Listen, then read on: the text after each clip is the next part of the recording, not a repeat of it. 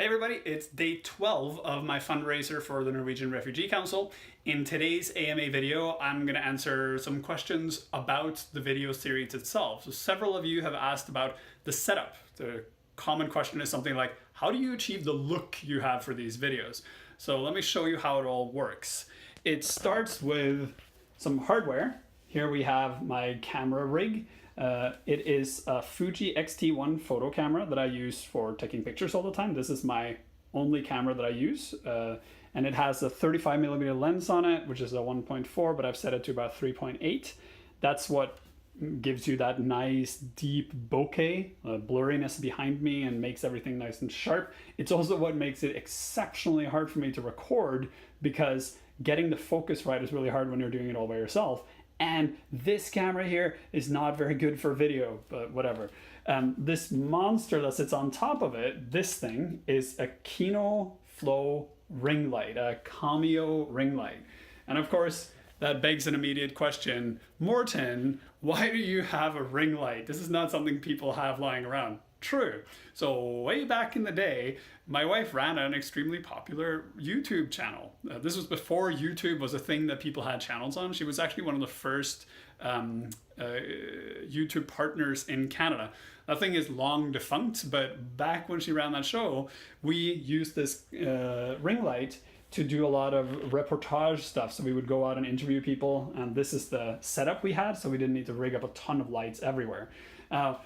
Just to give you a sense of what it's like to record this video series, I'm going to turn it on, and boom. So that's what I look at when I talk into the camera. It's really unpleasant, but it makes for very good footage, so I just make it work. So I walk around with rings burnt into my eyes afterwards. I'm going to turn that off again. Now, if you talk to anyone who's worked with any kind of film, they'll tell you the most important thing to good video is good audio. If you don't have good audio, it doesn't matter how fancy the stuff looks, the audio ruins everything. So to have good audio, I have this small rig here.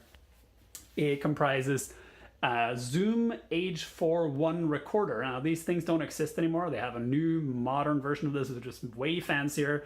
The whole point of this is it has some microphones on the front I'm not using, and it has two phantom power inputs on the back, balanced, and everything is working properly. And that is connected to an Audio-Technica shotgun microphone that points directly at me. Shotgun microphones are extremely directional, so this only records the sound that's directly in front of it, meaning when I point it directly at me, it records me talking, and no echo, nothing else, just me talking, which is what creates that nice boomy audio.